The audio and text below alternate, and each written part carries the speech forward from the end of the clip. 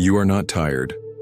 You are being drained, but not by work or by people, but by something much more subtle, your own habit of existing for others before existing for yourself. You feel productive, present, even relevant. But tell me, when was the last time you spent a single day without touching your cell phone? Without opening a tab, scrolling through a feed, or checking for notifications to justify your existence? Your body is here, but your soul left a long time ago. You haven't realized it yet, but it's not time you're losing, it's yourself. Little by little, in daily installments of presence sold for distractions. And the most perverse part? You call it routine. You call it life. Wake up. Look at the screen. Respond before breathing. Check your schedule before feeling your body. Validate your own importance by the number of pending messages.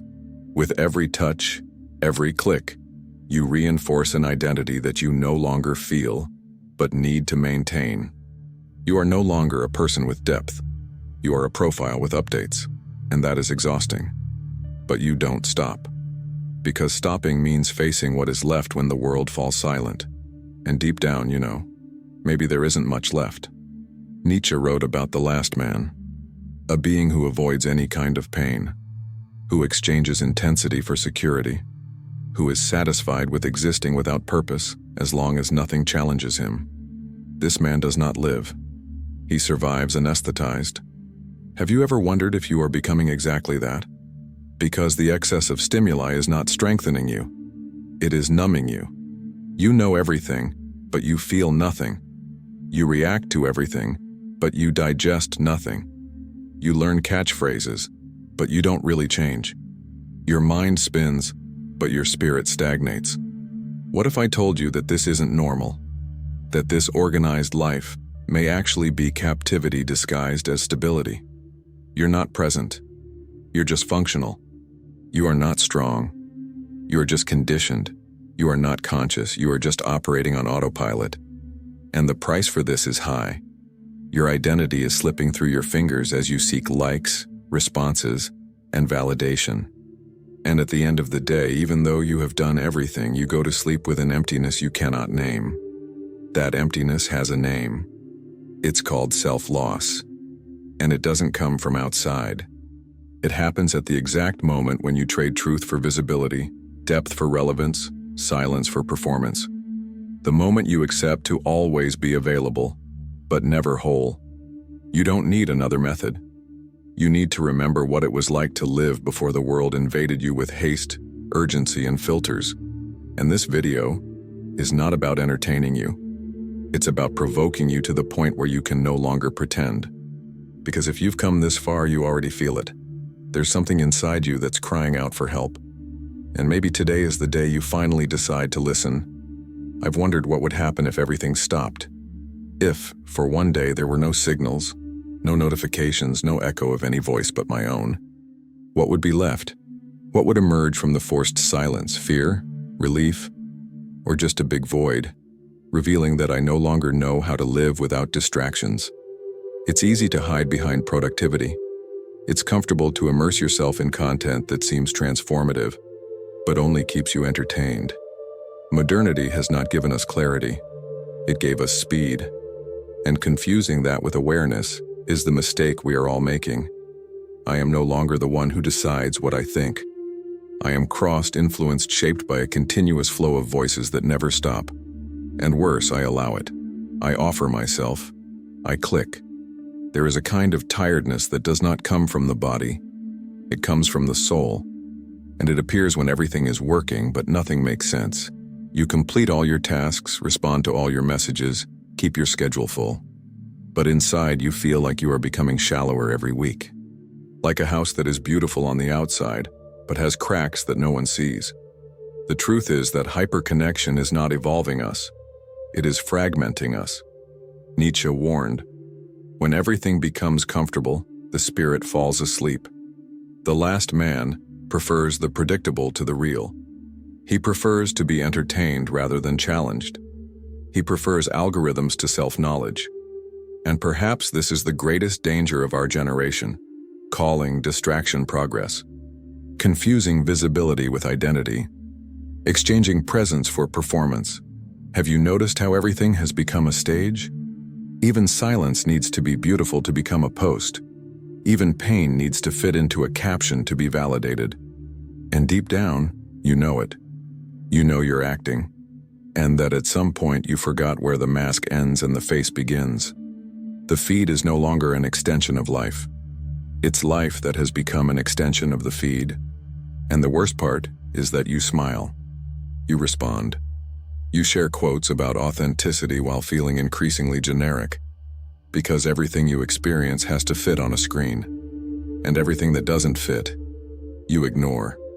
You bury. You silence. I have become a reflection of what others expect. A profile that needs to be consistent, admirable, constantly in motion. But internally, there is a muffled cry for every like, for every comment that validates me, for every silent comparison that diminishes me. The human soul was not made for this constant exposure. Nietzsche did not live in the digital age, but he predicted this collapse. When culture becomes spectacle, the spirit becomes ill. And today, our spirituality has been outsourced, not religion, but content. The dopamine rush of looking good. Do you still feel anything real? Or do you just respond to the most convenient stimuli? When was the last time you felt something you didn't share? Real life is being suffocated by updates. And the risk of this is one, reaching the end of the day with everything resolved. Accept yourself. Because you can respond to everyone, help everyone, watch everything, and still go to sleep feeling like you haven't lived anything of your own. This is not lightness, it is anesthesia. It is you, without realizing it, handing over your essence in daily installments, replacing depth with online presence. If you disappeared tomorrow, how many would truly recognize you, beyond the character you perform? There comes a time when the body gets tired, but it is the soul that breaks. Because while everyone sees you as someone who is present, productive, coherent, you feel invisible inside. It's not the world that is forgetting you. It's you who has already begun to abandon yourself. There comes a point when silence is no longer an option. It becomes a test. Because if everything stops now, if the screen goes black, if the sound stops, if no one calls you, can you handle it? Or will you realize that without distractions, you disappear too?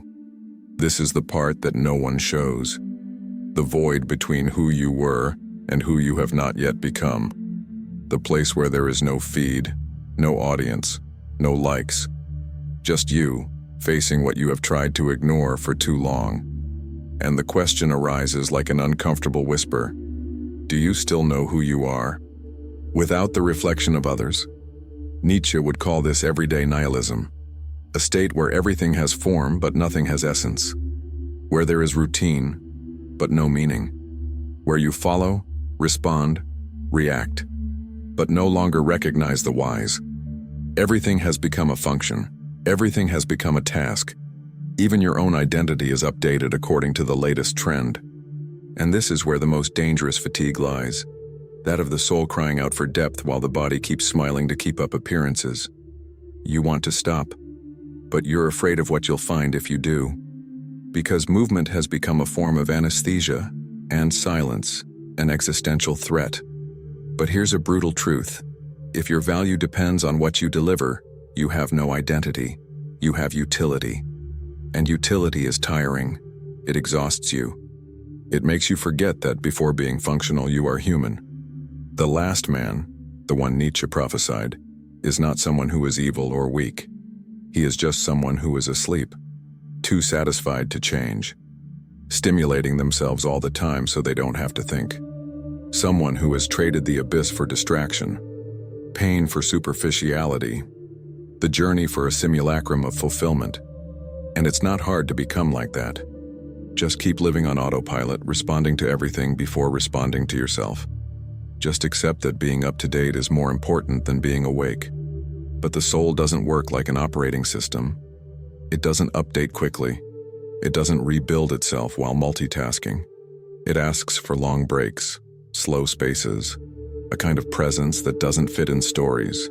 And maybe that's why so many are feeling anxious for no reason, sad for no reason, exhausted even when they sleep well. Because the soul is suffocating, trapped in a body that just wants to respond, that just wants to belong, that just wants to be online so it doesn't feel useless.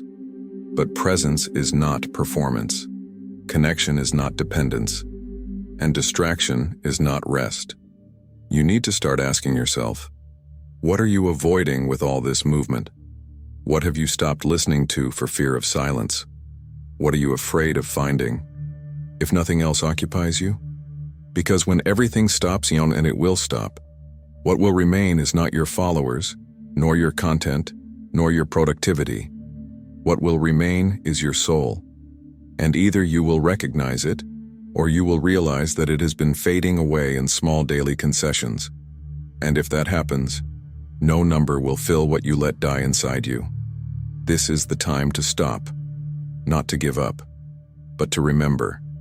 Remember when you still felt without needing to show it. When you did things without expecting applause.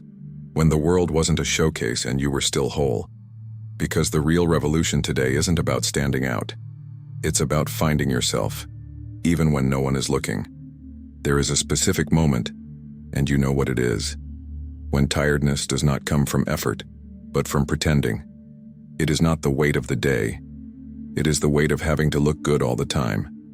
And in that silent moment, you don't want to sleep. You want to disappear, not out of weakness, but because you feel that who you are no longer fits into the life you are leading. The feeling of always running after something, not something, but yourself, eats away at you from the inside. You know you're giving it your all, but you no longer know for whom, or for what. Everything has become too loud, too fast, too visible. And in the midst of this performance showcase, you lost your own face. Nietzsche said that modern man, having lost faith in the absolute, would turn to distraction. And what is our life today, if not a constant distraction disguised as normality? You don't live, you manage. And while you manage, you forget to exist. Worse, you start to feel guilty for feeling this way, as if the problem were yours, as if the malaise were ingratitude. But what you feel is mourning for a version of yourself that you still knew was there. That could still sit in silence without picking up your cell phone. That could still look into someone's eyes without comparing yourself. That still believed that life was more than meeting goals and deadlines. You are mourning yourself, and you don't have the courage to admit it, because no one talks about it, because everyone is too busy pretending to be fine. But the truth is that we are all saturated with stimuli, promises, methods, saturated with ideas about who we should be. And it is this excess, this overdose of possibilities, that paralyzes us. Nietzsche warned us about this when he denounced nihilism. When everything has value, nothing has weight. When everything is possible, nothing seems real anymore. And when everything needs to be shown, nothing is experienced deeply anymore. You are not in crisis. You are waking up. And waking up hurts, because it requires you to see, without filters, the life you are living, and realize that it may be full of achievements, but empty of meaning. This is the collapse that no one sees, when the soul gives up before the body, and you keep functioning, you keep producing, you keep delivering, but inside, you're slowly dying. Perhaps this is the greatest self-deception of the modern age, appearing alive while emotionally in a coma, and calling it maturity, professionalism, responsibility. But the real name for it is forgetfulness. Forgetfulness of self. Forgetting what really matters when the connection drops, when the routine fails, when everything you believe to be essential proves to be disposable. You need to stop running away from silence. It is not an enemy. It is a mirror. And when you have the courage to sit inside it, you will see that the anguish you feel is not the end. It is the beginning. The beginning of a reconnection with parts of yourself that have been abandoned, with desires that have been buried, with questions you didn't have the time or courage to answer. Do you still remember what moves you, or just what keeps you busy?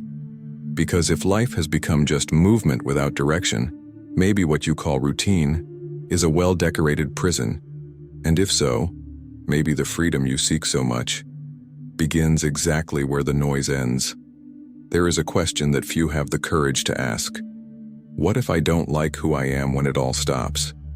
Because it's easy to feel good when you're busy. The hard part is facing who you've become in the silence. Not that aesthetic silence with calm music and lit candles, but real silence. The kind that comes when your cell phone dies, when the world forgets you, when you realize that everything that validated you was external. Nietzsche said that great epochs of humanity are those in which man has the courage to face himself. And perhaps that is why our era is so superficial. Because the deep gaze, the one that pierces the mask and touches the core, has become unbearable. The pain of recognizing one's own emptiness is greater than the pleasure of appearing full. You no longer know how to stop. You no longer know how to exist without producing, without responding, without showing. And that is exactly what is making you sick. You think you are evolving, but you are just adjusting to an invisible demand. You are not living. You are being lived. The last man prides himself on no longer feeling pain, on no longer having crises, on no longer needing to question. But that's not strength. It's numbness. It's the collapse of the soul anesthetized with productivity. You're not okay just because you're not broken. Sometimes the worst state is not falling, it's numbness. Do you still have dreams? Or just deadlines? Do you still get excited about something? Or are you just satisfied with meeting expectations?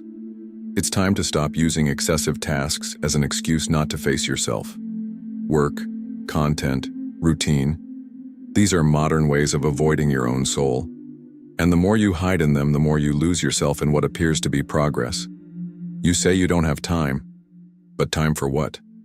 If all you do is fill what you feel with what others expect? This is the point where many go crazy, but call it lack of focus. It's the point where your body screams, but you treat it as anxiety. It's the point where your soul asks for meaning, and you respond with more productivity. Nietzsche didn't write for those who want advice. He wrote for those who are ready to see. And seeing, in this day and age, is an act of courage. Because seeing means unseeing everything you've been taught. It means admitting that what you call stability may just be a well-disguised fear. You say you want peace, but maybe what you really need is truth. And the truth, before it sets you free, strips away the layers you have used to survive. And what is left?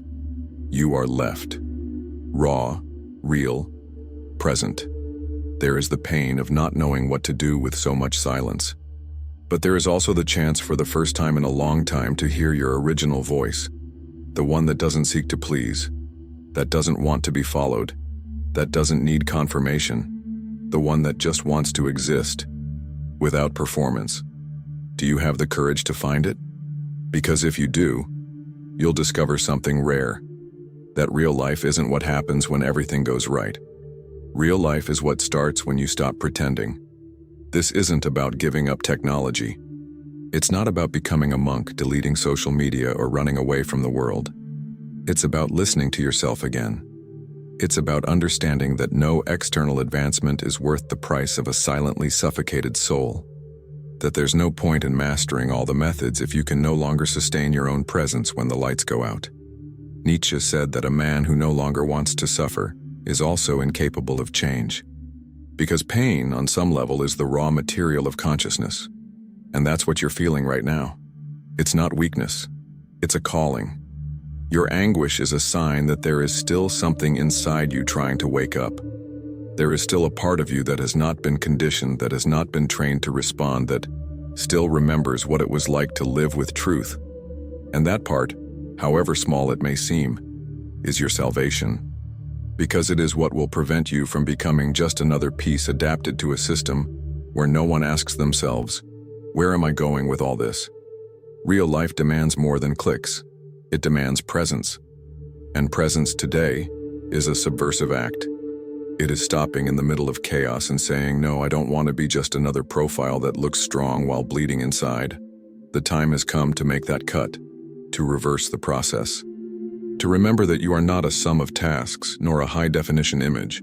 You are silence that thinks, pain that speaks, strength that is still being built, in the dark, without a stage, without a script. And if this video resonated with you, if something in you is ready to feel again, to integrate, to break out of this modern torpor, then leave your mark. Not as just another number, but as a commitment. Like this video if it spoke to the part of you that still resists. Subscribe to the channel not out of habit, but out of awareness. Because here every word is designed to activate what the world tries to bury in you. And if this work made you think, feel, or remember who you are, consider leaving a donation of any amount. This gesture strengthens the continuity of content that doesn't sell you a ready-made answer, but gives you back the mirror. Write a word here in the comments that represents your choice today. It can be awakening. It could be real silence. It could be enough. But write it down, because those who write anchor themselves, and those who anchor themselves don't forget. You are not here by accident. You are coming home.